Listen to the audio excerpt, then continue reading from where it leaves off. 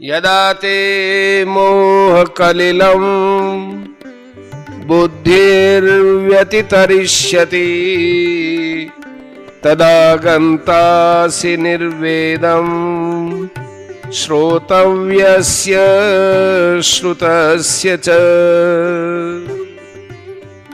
जिस समय तेरी बुद्धि मोह रूपी दलदल को भली भांति तर जाएगी, उस समय तू सुने हुए और सुनने में आने वाले भोगों से वैराग्य को प्राप्त हो जाएगा। व्याख्या। यदा ते मोह कलिलम बुद्धिर्व्यतितरिष्यति। शरीर में अहंता और ममता करना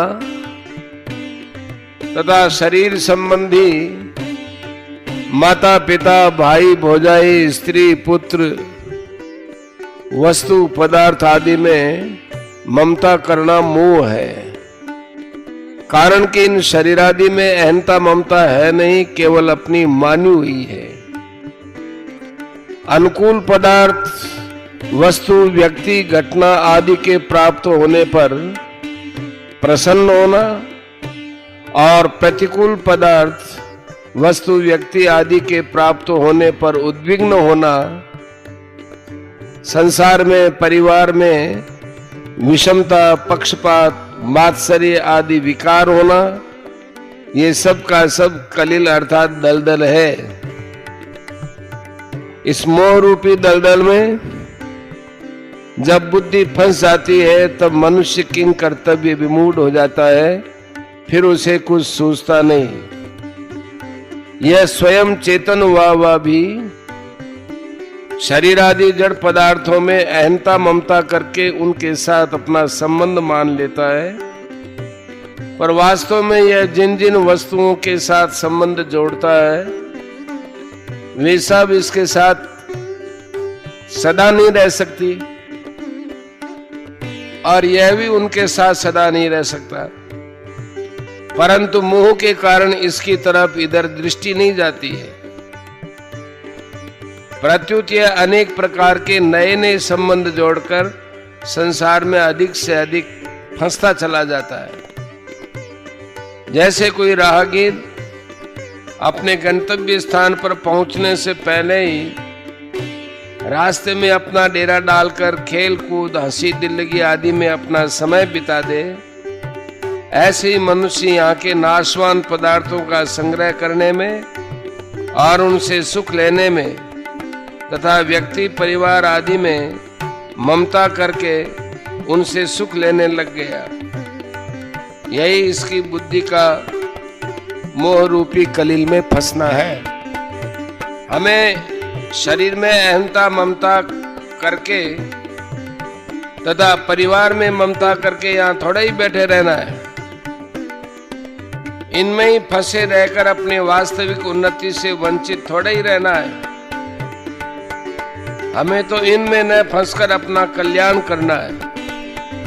ऐसा दृढ़ निश्चय हो जाना ही बुद्धि का मोह रूपी दलदल से तरना है। कारण कि ऐसा दृढ़ विचार होने पर बुद्धि संसार के संबंधों को लेकर अटकेगी नहीं, संसार में चिपकेगी नहीं। मोह रूपी कलिल से तरने के दो उपाय हैं, विवेक और सेवा।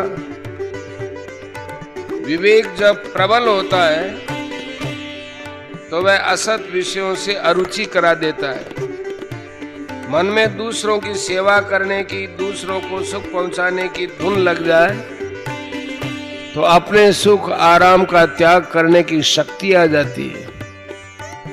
दूसरों को सुख पहुंचाने का भाव जितना तेज होगा उतना ही अपने सुख की इच्छा का त्याग होगा। जैसे शिष्य की गुरु के लिए, पुत्र की माता पिता के लिए, नौकर की मालिक के लिए सुख पहुंचाने की इच्छा होती है तो उनके अपने सुख आराम की इच्छा स्वतः सुगमता से मिट जाती है। ऐसे ही कर्मयोगी का संसार मात्र की सेवा करने का भाव हो जाता है तो उसकी अपने सुख भोग की इच्छा स्वतः मिट जाती है। विवेक विचार के द्वारा अपनी भोगेच्छा को मिटाने में थोड़ी कठिनाई पड़ती है।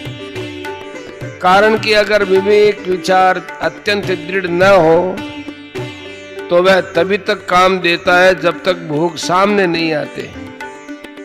जब भोग सामने आते हैं तब साधक प्राय उनको देखकर विचलित हो जाता है।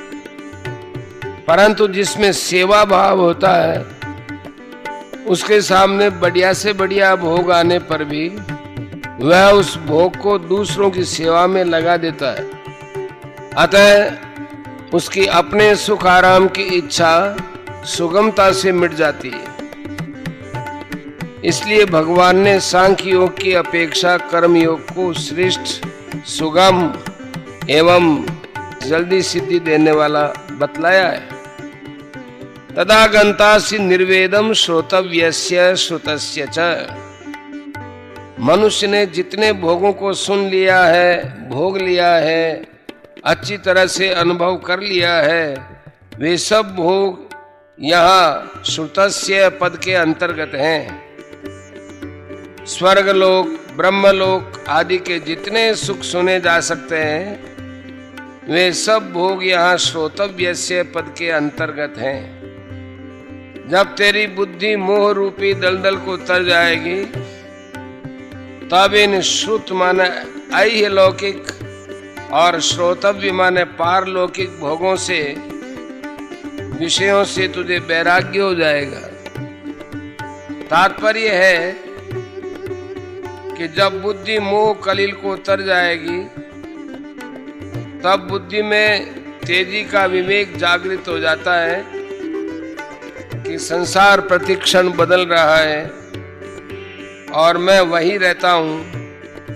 अतः इस संसार से मेरे को शांति कैसे मिल सकती है, मेरा अभाव कैसे मिट सकता है।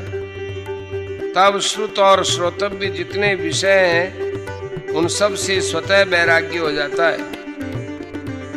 यहाँ भगवान को श्रुत के स्थान पर भुक्त और श्रोतव्य के स्थान पर भोक्तव्य कहना चाहिए था, परंतु ऐसा न कहने का तात्पर्य है कि संसार में जो परोक्ष अपरोक्ष विषयों का आकर्षण होता है वह सुनने से ही होता है।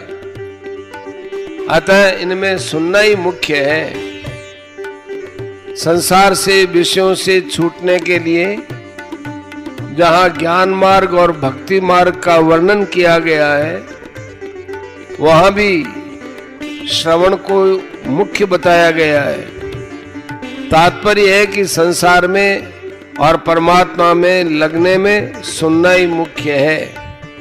यहाँ यदा और तदा कहने का तात्पर्य है कि इन श्रुत और श्रोतव्य विषयों से इतने वर्षों में, इतने महीने में और इतने दिनों में वैराग्य होगा, ऐसा कोई नियम नहीं है। प्रत्युत जिस क्षण बुद्धि मुंह कलिल को उतर जाएगी उसी क्षण श्रुत और श्रोतव्य विषयों से, भोगों से वैराग्य हो जाएगा। इसमें कोई देरी का काम है ही नहीं।